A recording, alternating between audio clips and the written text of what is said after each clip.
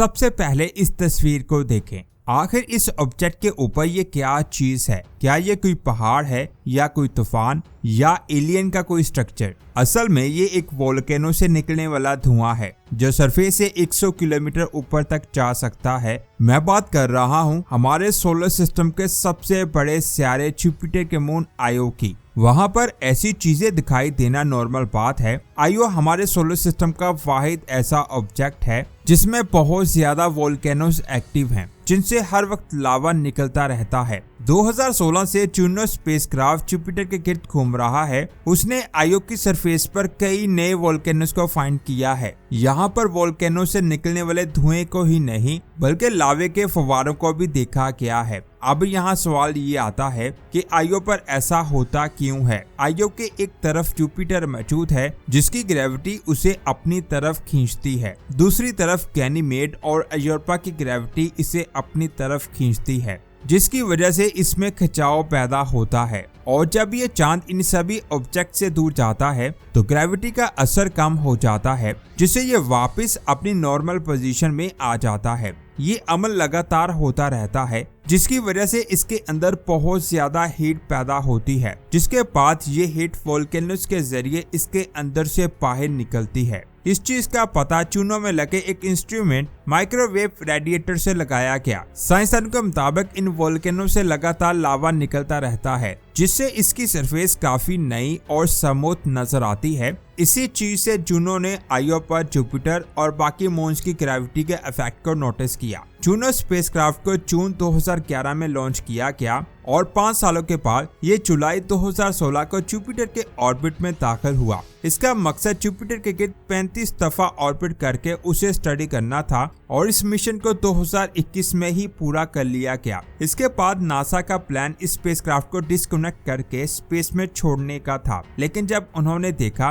कि जूनो में अभी भी काफी फ्यूल बचा हुआ है, इसीलिए उन्होंने इसके मिशन को बढ़ाकर 42 ऑर्बिट कर दिया और ये मिशन 2025 में कंप्लीट होने वाला है। इसके बाद जूनो को डिस्कनेक्ट किया जाएगा या मिशन को मजीद एक्सटेंड किया जाएगा, इस बात का पता मिशन कंप्लीट होने के बाद ही चलेगा। लेकिन जूनो ने अपने इस मिशन के दौरान जुपिटर और इसके मून्स पर काफी हैरानकुन डिस्कवरीज की हैं, जिनमें एक ये पूरी इसरा रेड लेक है। असल में ये लाल चीज पानी नहीं बल्कि लावा है। ये एक बहुत बड़ा घड़ा है जिसमें लावा बढ़ गया है, जिससे ये घड़ा ऊपर से लेक जैसा दिखाई देता है। हैरान करने वाली बात यह है कि ये लावा लिक्विड नहीं है बल्कि सॉलिड है। जब सूरज की रोशनी इस पर पड़ती है तो ऐसा लगता है जैसे ये लिक्विड है। इसके बाद 15 अक्टूबर 2025 को जूनो ने यहाँ एक वोल्केनो से उठने वाले धुएं को कैप्चर किया था। ये आयो की सरफेस पर साफ नजर आने वाला वोल्केनो है। इस वोल्केनो को सबसे पहले 1979 में वॉचर 1 स्पेसक्राफ्ट ने देखा था। इसके बाद गैलीलियो और हबल स्पेस टेलीस्कोप ने इसकी तस्वीरें खींची और अब जूनो से भी इसे देखा गया है। इसके बाद 3 फरवरी 2024 को खींची गई इस तस्वीर को देखें।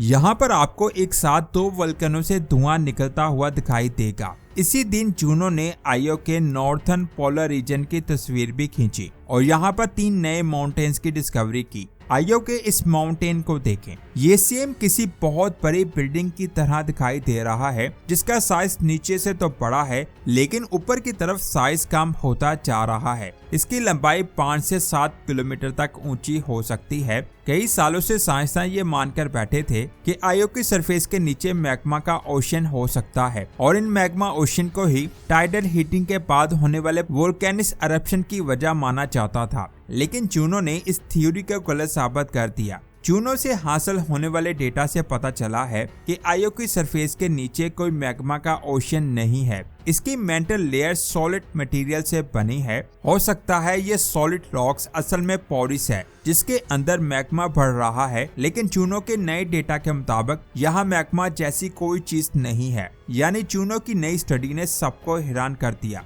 इसके बाद जुपिटर की बात करते हैं। आप ये जानकर बहुत ज्यादा हैरान होंगे कि इतने सालों तक साइंसदान जुपिटर के नॉर्थ पोल को नहीं देख पाए थे, लेकिन साइंसदानों ने जूनो की मदद से जुपिटर की नॉर्थ साइड की तस्वीर खींच ली है, जिसको आप अपनी स्क्रीन पर देख सकते हैं। इस तस्वीर में आप कई साइक्लोन्स को देख सकते हैं जिसका डायमीटर 4000 से लेकर 4600 किलोमीटर के बीच बताया जा रहा है। अगर इन सभी साइक्लोन्स को मिला दिया जाए तो इनका साइज हमारी जमीन से भी बड़ा हो जाएगा। जुपिटर पर कुछ तूफान ऐसे हैं जो पिछले 350 सालों से लगातार चल रहे हैं, जिनमें हीरों की बारिश होती है। अगर आप सनराइज से पहले या सनसेट के बाद इस तरह का साफ आसमान देखोगे तो आपको ग्लो करता हुआ आसमान दिखाई देगा। इस चमक को ज़ोडिकल लाइट कहा जाता है। ये असल में छोटे डस्ट पार्टिकल्स होते हैं जो इनर सोलर सिस्टम में सूरज को ऑर्बिट कर रहे होते हैं। जब इन डस्ट पार्टिकल से सूरज की रोशनी टकराती है तो ये ग्लो करते हुए नजर आते हैं।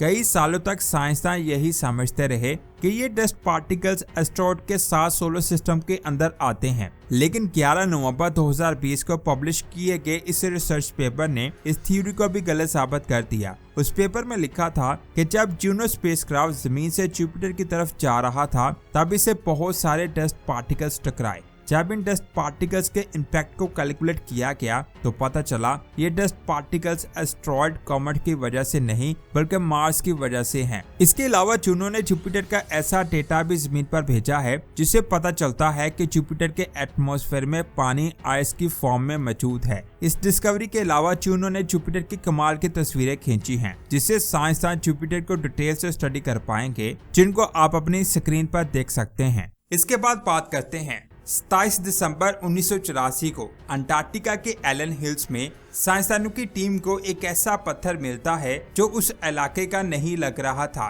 जब उस चीज को लैब के अंदर ले जाकर स्टडी किया गया तो पता चला कि ये एक मेट्रॉइड है। असल में इस एरिया में मेट्रॉइड बहुत ज्यादा तादाद में गिरते हैं क्योंकि यहाँ इंसान नहीं रहते, इसीलिए ये मेट्रॉइड बर्फ के अंदर दफन हो जाते हैं, जिसकी वजह से इनको तलाश करना बहुत ज्यादा मुश्किल हो जाता है। लेकिन साइंसदान फिर भी इस एरिया में मेट्रॉइड को फाइंड करते रहते हैं। लेकिन ये जो मेट्रॉइड मिला था इसने साइंसदान को बहुत ज्यादा हैरान किया। इस मेट्रॉइड का नाम रखा गया ALH 84001। जब साइंसदानों ने इसकी उम्र के बारे में जानने की कोशिश की तो पता चला ये 17 मिलियन साल पहले मार्स पर मौजूद था। साइंसदान के मुताबिक उस वक्त मार्स आज के मार्स के मुकाबले में बिल्कुल मुख्तलिफ था, लेकिन फिर एक मेट्रॉइड टकराया जिसकी वजह से मार्स का बहुत सारा हिस्सा टूटकर स्पेस में चला गया, जिसमें ये मेट्रॉइड भी शामिल था। लाखों सालों तक ये स्पेस में घूमता रहा और फिर आज से 13,000 साल पहले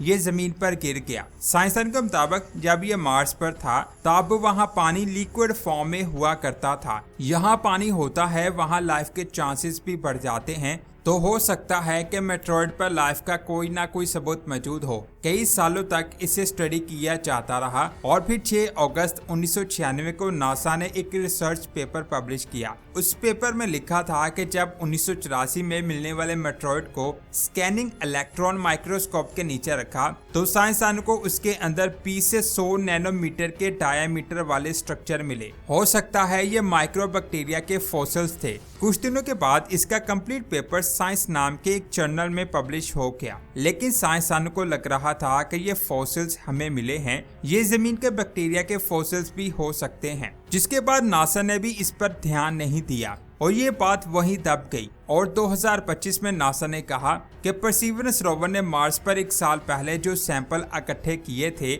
उसमें पोटेंशियल बायो सिग्नेचर मिले हैं। लेकिन यहाँ एक सवाल आता है कि नासा का रोवर जमीन से दूर मार्स पर मौजूद है और ना ही वहाँ से सैंपल जमीन पर आए हैं, तो इतनी दूरी से नासा ने उन सैंपल्स को कैसे स्टडी किया। असल में इस रोवर में तो बहुत एडवांस इंस्ट्रूमेंट्स का इस्तेमाल किया गया है जो सैंपल को अच्छी तरह से स्कैन करके उसके अंदर मौजूद चीजों की एक लिस्ट तैयार करते हैं, जिससे साइंसदान को पता चल जाता है कि सैंपल्स में क्या कुछ मौजूद है। अगर किसी चीज में लाइफ का छोटा सा भी सबूत मिलता है तो ये आलात उसे हाईलाइट कर देते हैं। इस नाम के पत्थर की तस्वीर खींची। देखने में ये आम पत्थर की तरह दिखाई दे रहा होगा, लेकिन जब आप इसे गौर से देखें तो आपको सेम लेपर्ड की बॉडी पर बने ब्लैक स्पॉट्स की तरह इस पत्थर पर ब्लैक और व्हाइट स्पॉट्स दिखाई देंगे। इन स्पॉट्स को लेपर्ड स्पॉट्स का नाम दिया गया। ये निशान एक सेडिमेंट्री रॉक्स पर बने हैं। ये निशान ऐसे रॉक्स पर तब बनते हैं जब हेमाटाइट यानी ऐसे पत्थर जिनकी वजह से मार्स की सतह लाल दिखाई देती है के साथ किसी तरह का केमिकल रिएक्शन होता है, जिससे पत्थर का रंग चेंज हो जाता है। अब गौर करने वाली बात यह है कि जब भी हेमाटाइट पत्थरों को लाल से सफेद करने वाला केमिकल रिएक्शन होता है तो इस रिएक्शन के साथ आयरन और फॉस्फेट भी खारिज होते हैं, जिनकी वजह से पत्थर पर ऐसे स्पॉट्स बन जाते हैं। साइंसदान के मुताबिक जमीन पर भी ऐसा देखा गया है। इस तरह के कंपाउंड्स छोटी लाइफ के लिए एनर्जी का जरिया बनते हैं, जिससे छोटी लाइफ की ग्रोथ होती है। नासा की रिपोर्ट के मुताबिक इन स्पॉट्स में 2 और आयरन रिच एलिमेंट्स मिले थे, जिनके नाम विवियनाइट और ग्रीगाइट हैं। विवियनाइट जमीन पर डेड ऑर्गेनिक मैटर के आसपास पाया जाता है, जबकि ग्रीगाइट, जिसे आयरन सल्फाइड भी कहते हैं, इसे माइक्रोबायोस यानी छोटी लाइफ खारिज करती है। यानी साइंसदान के मुताबिक ये लाइफ का सबूत है। असल में ये पत्थर या जीरो क्रेटर के अंदर मौजूद हैं। इस क्रेटर में पहले पानी हुआ करता था, जो इस बात का सबूत है कि ये निशान छोटी लाइफ का घर हुआ करते थे। इसके अलावा परसीवरेंस रोवर ने इस पत्थर में कार्बन बेस्ड ऑर्गेनिक कंपाउंड्स को फाइंड कर लिया है, जिससे भी ये बात कंफर्म हो जाती है कि ये निशान लाइफ के सबूत की तरफ इशारा कर रहे हैं। इस डिस्कवरी के 3 दिनों बाद इस पत्थर के पास वाले एरिया में परसीवरेंस रोवर ने ड्रिल किया और वहां की मिट्टी के कुछ सैंपल्स को अपने पास रख लिया। इस रोवर को ऐसे प्रोग्राम किया गया है, जब इसे किसी सैंपल में लाइफ का सबूत मिले तो वो उस सैंपल को एक टाइटेनियम से बनी ट्यूब में सील करके स्टोर कर लेता है। टाइटेनियम ट्यूब के अंदर ये सैंपल कई सालों तक उसी कंडीशन में रहता है जैसे इसे स्टोर किया गया था। इन ट्यूब्स के अंदर सैंपल्स को इसीलिए रखा जाता है कि मार्स के हार्श एनवायरनमेंट में लाइफ का सबूत खत्म ना हो जाए। अभी तक परसीवरेंस रोवर ने जजीरो क्रेटर से 28 सैंपल्स लेकर टाइटेनियम ट्यूब में सील कर लिए हैं। ये रिसर्च नासा के रोवर ने की है, लेकिन नासा खुद इन सैंपल्स को स्टडी करना चाहता है, इसीलिए एक सैंपल रिटर्न मिशन का प्लान किया जा रहा है। इस मिशन में एक रोवर होगा जिसे मार्स पर लैंड करवाया जाएगा। ये रोवर सभी ट्यूब्स की लोकेशन पर जाकर उनको इकट्ठा करके लैंडर में स्टोर करेगा। फिर इन सैंपल्स को जमीन की तरफ भेजा जाएगा ताकि साइंसदान खुद उनको देख सके। अब क्योंकि ये प्लान काफी ज्यादा एडवांस लग रहा है, तो इसलिए नासा ने इस प्लान के लिए 2026 का टाइम दिया है और कहा कि 2030 तक ये सैंपल्स हर हाल में जमीन पर आ जाएंगे। ये बात मैं आपको बता दूं, ये कायनात अल्लाह की है। अल्लाह जब चाहे और यहाँ चाहे लाइफ पैदा कर सकता है, वो हर चीज पर कादर है। तो दोस्तों, ये थी आज की शानदार वीडियो। आपको ये वीडियो कैसी लगी नीचे कमेंट्स करके जरूर बताएं। इस वीडियो को लाइक और शेयर लाजमी करें। मिलते हैं एक और शानदार वीडियो में। अपना बहुत सारा ख्याल रखें। अल्लाह हाफिज।